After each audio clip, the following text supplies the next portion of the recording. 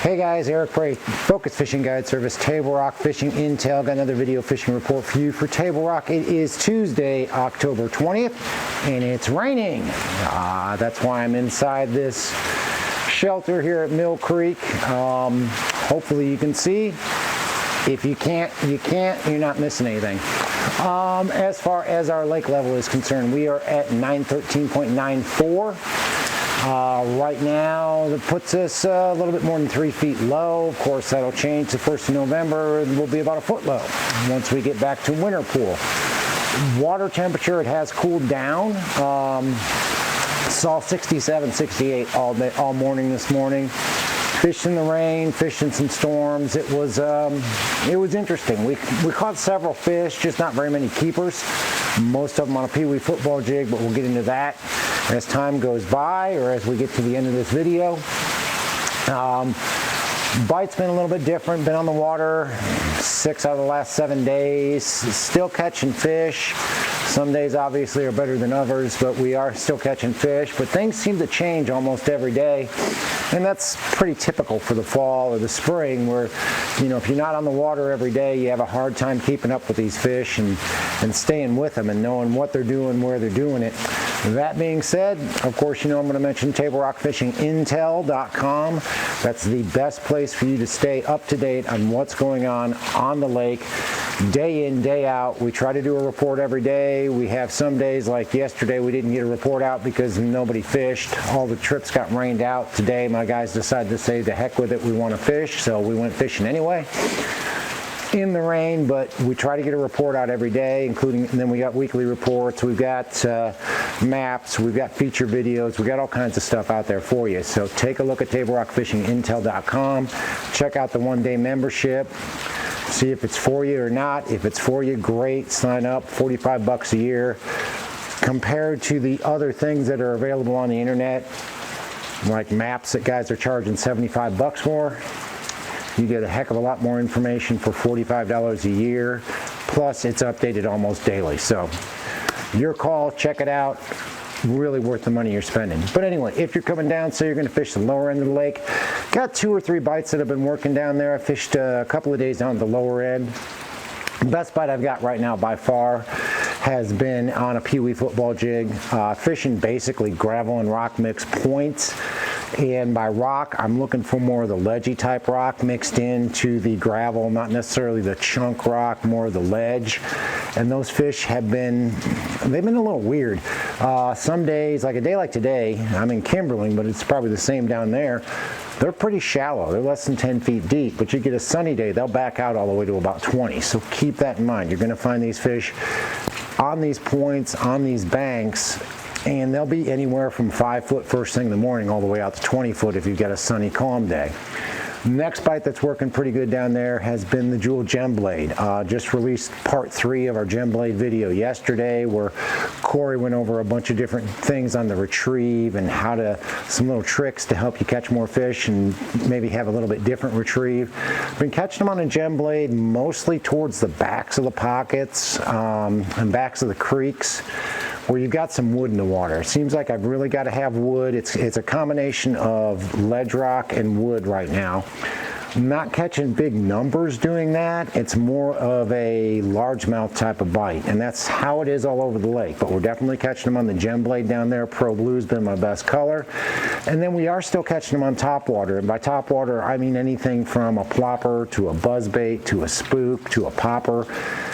Those fish, you will see some busting, but it's not like the springtime where you've got a lot of fish busting the surface. Most of those fish, again, have been on that ledgy or rock, not necessarily the gravel, not necessarily the flats. It's been more ledge rock, and they've been really shallow. Most of the fish, I'm chasing the shade and I'm catching them all the way up until noon or 1 o'clock as long as I've got shade, and it's been on that steeper ledgy rock. Kind of the stair step stuff is really where I've been catching them. Come up here in Kimberling City. Like I said, we fished in the rain today. We fished a jewel peewee football jig all day long. Caught them both on bass whacker and Hail Mary. They were, for the most part, all on gravel mixed with that ledge rock. I think we had almost 20 fish, somewhere between 18 and 20 fish, and 4 keepers doing that.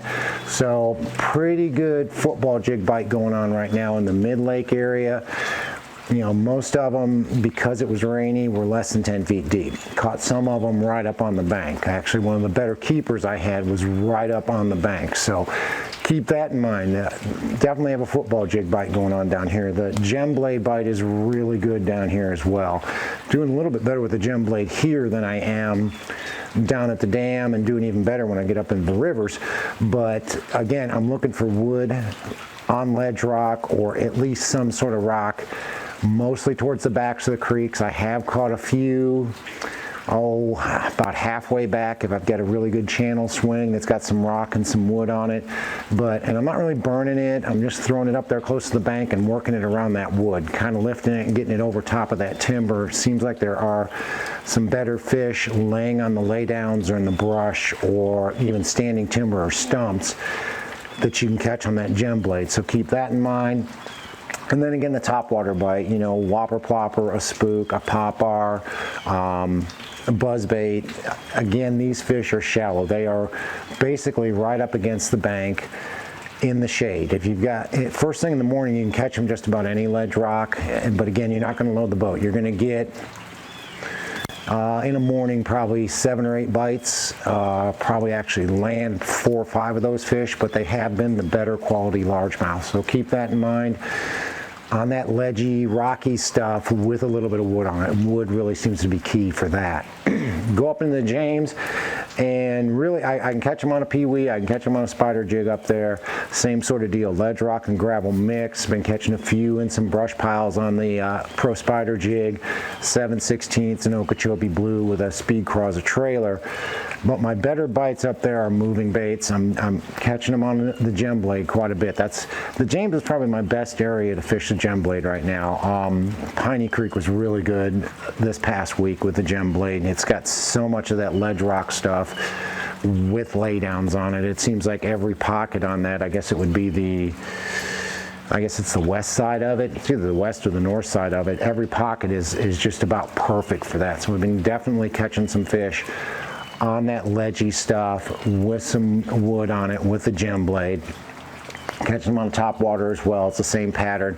Look for those fish to be on the shady ledge rock stuff, basically right up on the bank. And then we did catch a few on a square bill as well. I was throwing the 3.5, the bigger one, and it's the same pattern. Everything seems to be on ledge rock. They're all moving out of this deeper water into the shallows, and they're really using that ledge rock, especially if it's got a little bit of wood on it, and catch them on a square bill up there too. Go up into the White River, same deal.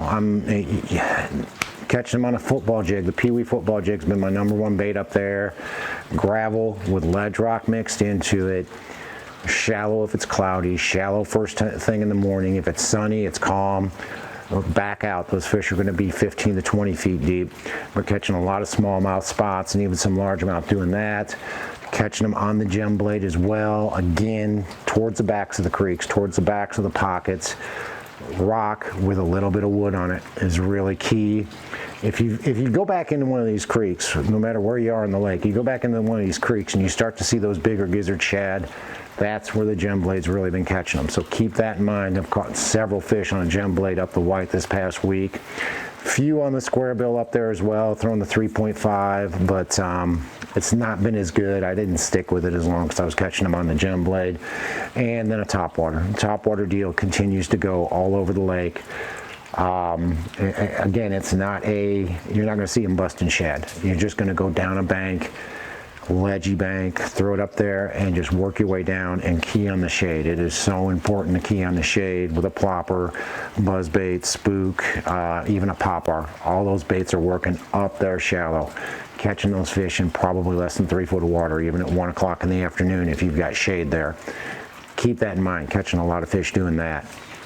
Guys, it is 3/4 of the way through October, which is fantastic.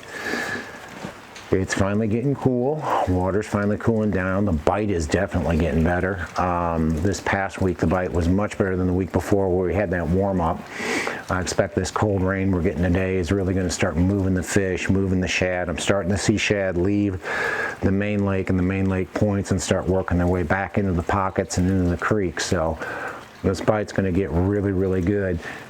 Best way to stay on top of it is going to be joining Table Rock Fishing Intel, because you'll get that information every day, where we're catching them, what we're doing, how we're catching them. We don't keep anything back. We don't have any secrets on this deal, so we're going to put you on fish, help you catch more fish on Table Rock Lake is basically what we're trying to do with Table Rock Fishing Intel. But if you're coming down, you want to hire a guide, give me a call. It's Focus Fishing Guide Service. You can reach me at 417-860-4743 or hit focusfishing.com. Shoot me an email, book online, whatever works for you. Either way, I get back to you as soon as I can. Guys, thanks for watching the video. Take a moment to subscribe if you haven't done that, but thanks for watching. Can't wait to hear from you. We'll see you on the water.